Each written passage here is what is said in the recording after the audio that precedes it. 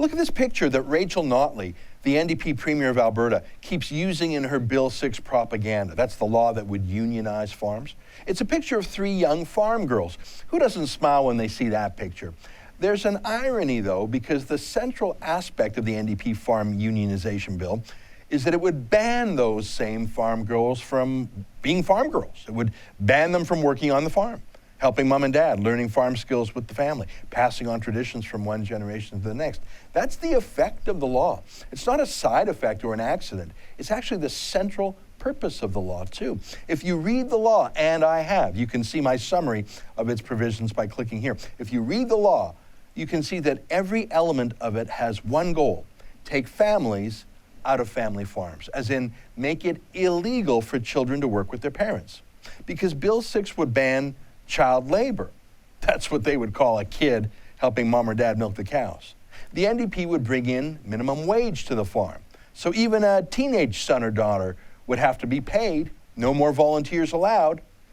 And all the workers' compensation board, government insurance things, that's just a way to regulate and ban family-style operations. Treat them as if they're a factory or something. And don't get me started about overtime pay, like that works during harvest seasons. Oh, and strikes. Why? Are the NDP crazy? No. They're just a government by the unions, for the unions. Rachel Notley's husband, Lou Arab, is a union boss at CUPE. Rachel Notley's chief of staff, Brian Topp, is a union boss from Toronto. Rachel Notley's agriculture minister, O'Neill Carlier, is a union boss from CUPE. That's him there with the sunglasses at a PSAC union action. Can I read the headline to you? Public servants want paid days off to grieve spirit friends. I am not making this story up. See, that kind of insanity works when you're a government union, but it doesn't work on family farms. Children don't get to take time off to grieve for invisible friends. They're told they can talk to their imaginary friends all they like while they're milking the cows. That guy, O'Neill Carlier, is now the agriculture minister in Alberta. Back to my point.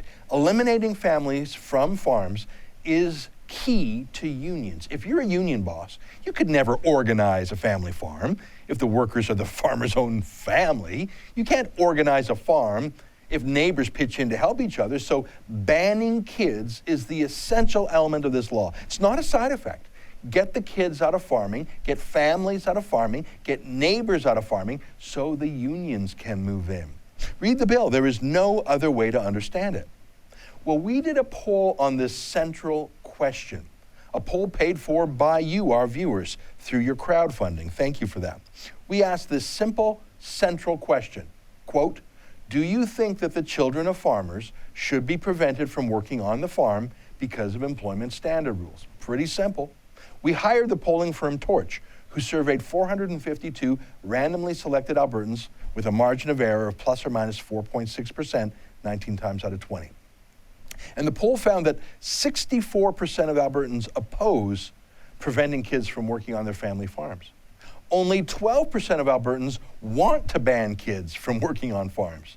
And that's at the heart of Bill 6. Every single part of the province agrees. Let kids work on the family farm. Edmonton, it's 53% to 17% against banning kids from farms. In Calgary, it's 59% to 12%. In rural Alberta, where they know more about farms, it's 74% to 9%. And get this, only 23% of NDP voters say they want to prevent kids from working on farms. 62% of NDPers don't want to ban kids. Amongst NDP voters themselves, it's nearly 3-1 against the central provision of Bill 6. For full details of this poll, you can visit savealbertafarms.ca or click here. And if you haven't signed our petition against Bill 6, you can do that at that website too.